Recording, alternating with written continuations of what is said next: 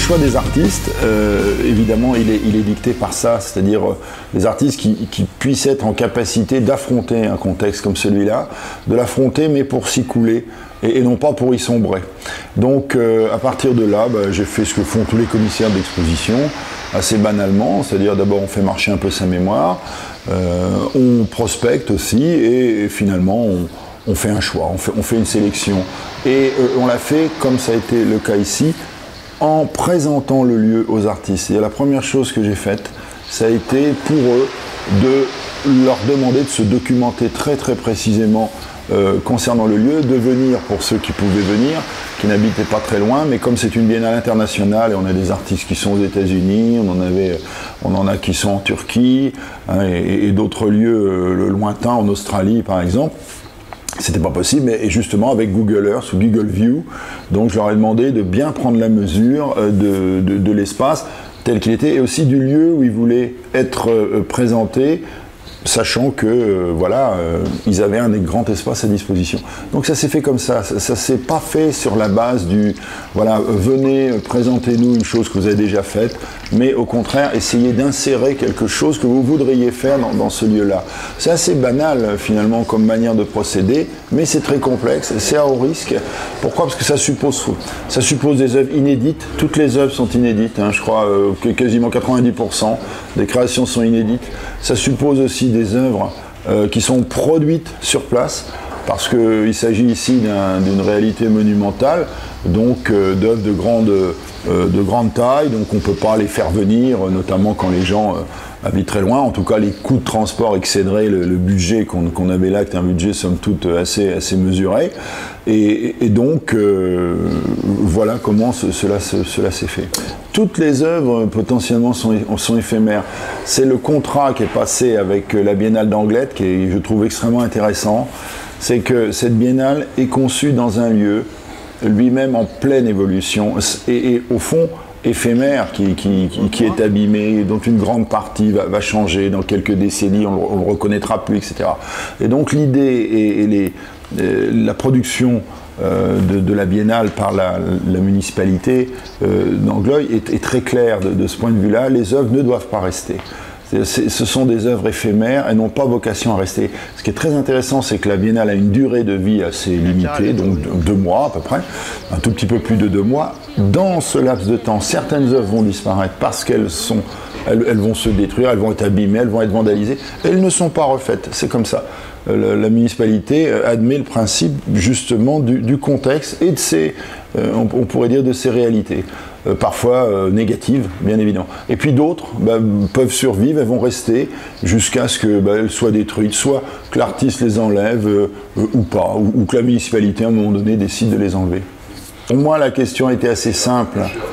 Pour être tout à fait franc, quand l'appel d'offres a été lancé, il était très tard. On était exactement, ça paraît assez incroyable, on était à moins de 10 mois de l'ouverture de la biennale. Une biennale avec des productions spécifiques qui se voulait internationale aussi dans sa nouvelle configuration, puisqu'antérieurement c'est une biennale, disons, nationale, internationale. Et donc, moi ça a été simple, c'est-à-dire que la première chose que j'ai dite au moment de la proposition, donc qui m'a été demandé de faire au jury, en quelque sorte, qui choisirait les commissaires, c'est de dire de toute façon, vous n'avez juste plus le temps du tout d'ergoter, vous devez être au travail dès demain matin, s'agissant évidemment d'une biennale comme celle-ci.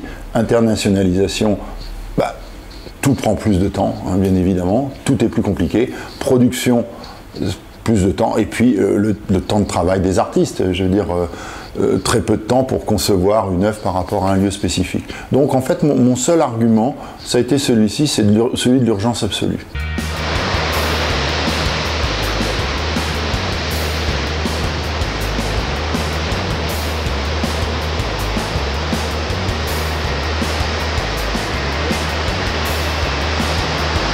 Ça n'a rien à voir, j'ai envie de dire, il y a une confusion depuis les années 80 entre les artistes et leur directeur artistique dans le cadre du commissariat d'exposition.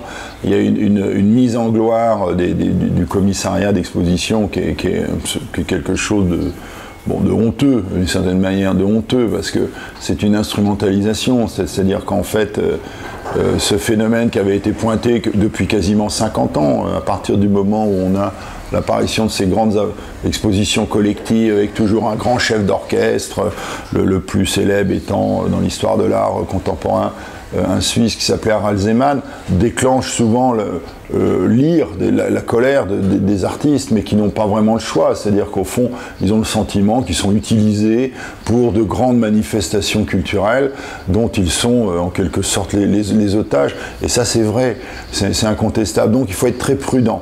C'est-à-dire qu'il faut être extrêmement prudent à ne jamais voler la vedette aux artistes, pour une raison simple, c'est que le commissaire d'exposition, quelqu'un qui doit se voir pour ce qu'il est, c'est un animateur culturel. Je le dis sans mépris pour l'animation culturelle, bien évidemment non, c'est quelqu'un qui contribue à l'économie du spectaculaire et qui doit toujours se poser la question de savoir ce qu'il fait et quel maître il sert. S'il sert le spectacle, s'il sert finalement le désir de loisir, de société complètement abrutie par le travail, par la fatigue, par l'exploitation, par la lobotomisation médiatique, et donc il doit toujours se demander quel est exactement son rôle. Donc je suis très prudent sur ce point, et j'ai jamais l'intention, pour ma part, de voler la vedette aux artistes. Amoureux de la vie, sûrement pas, non. Ça peut surprendre, mais moi je fais partie de ces gens à qui la vie a été donnée sans que je l'ai demandé, je crois comme chacun de nous.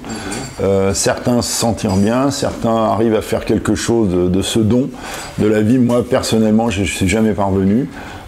Parce que j'ai jamais vraiment, d'abord j'ai jamais pu faire ce que je souhaitais faire parce que la réalité est là, et vous savez qu'on a des ambitions infinies dans une réalité finie, comme disait Georges Bataille, donc voilà, et d'autre part parce que je pense pas être né dans le lieu où on puisse donner le meilleur de soi, c'est-à-dire le monde occidental n'est pas le lieu où on puisse donner le meilleur de soi, du fait de l'extraordinaire, on pourrait dire, puissance de lobotomisation justement mentale que produit cet univers où tout est déjà structuré, c'est-à-dire le conditionnement y est à son comble, y compris le conditionnement par l'idée de la liberté ou de la liberté prétendue.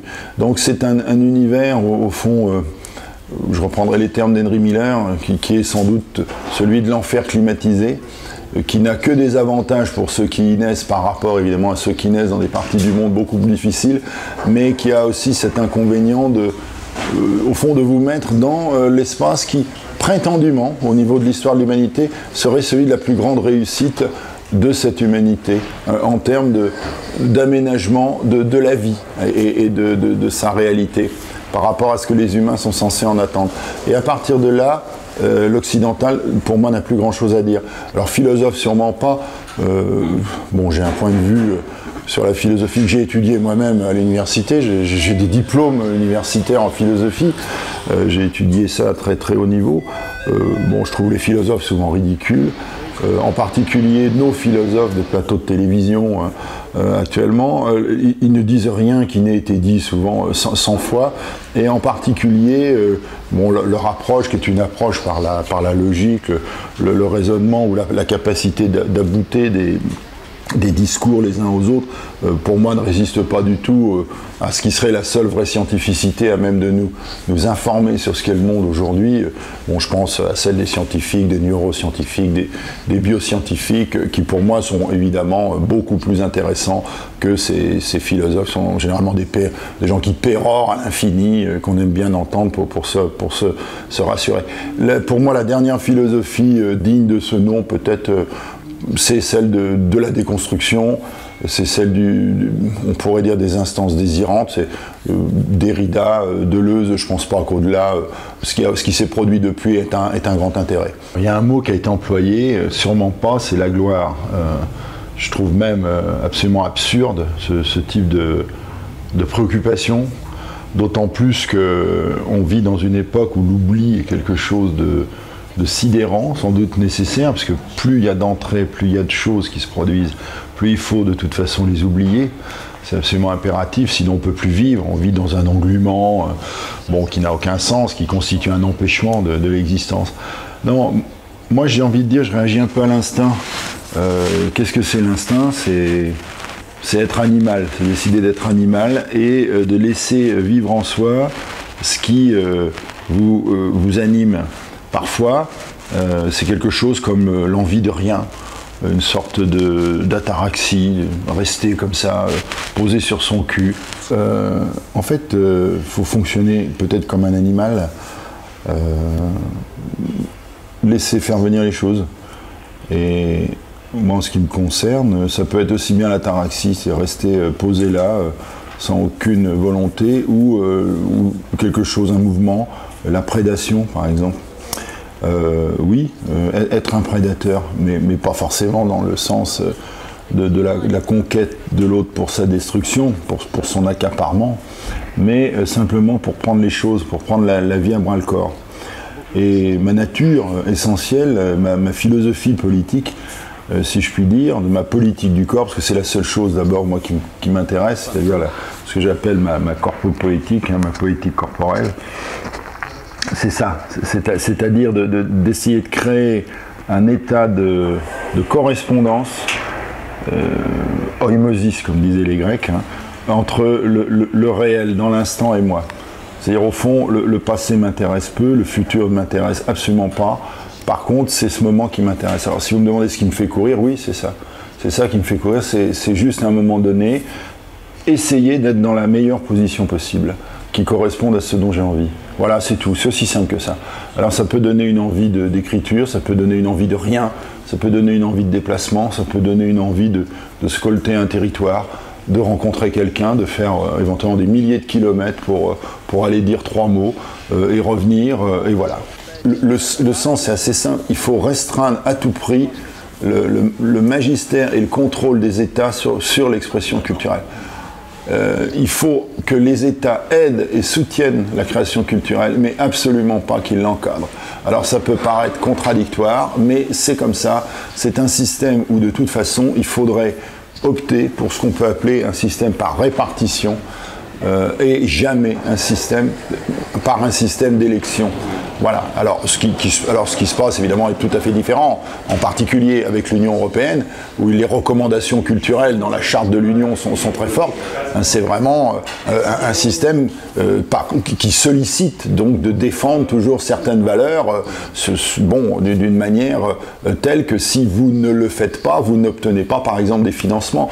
Quand vous regardez le mécanisme, moi j'ai travaillé beaucoup sur par exemple le mécanisme des capitales européennes de la culture, il faut savoir qu'il y a un jury à plusieurs, comme une fusée à plusieurs étages, qui examine les propositions faites et qui voit si elles vont dans le sens prescrit. Et qu'est-ce que c'est que le sens prescrit? C'est la tolérance, c'est le respect de l'autre, c'est le vivre ensemble, etc. Très bien, je dis très bien sur le plan politique, je suis absolument d'accord avec ces positions-là, mais je ne suis pas sûr que dans le maelstrom de ce qu'est notre bouillonnement culturel intérieur, dans ce qu'est la manière dont nous nous construisons intérieurement, souvent par opposition et sûrement pas par fusion, plus souvent d'ailleurs dans une sorte de colère, de ressentiment, d'aigreur que d'abandon comme ça, béat à ce qui serait le consensus général. Je ne suis pas certain que ces propositions-là, à force, ne finissent pas par passer pour une sorte d'évangile œcuménique,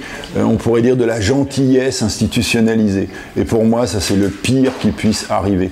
Si vous institutionnalisez la gentillesse, finalement, vous créez une société de benets. Voilà moi ce que je pense. Ok. Merci Paul. Merci à vous.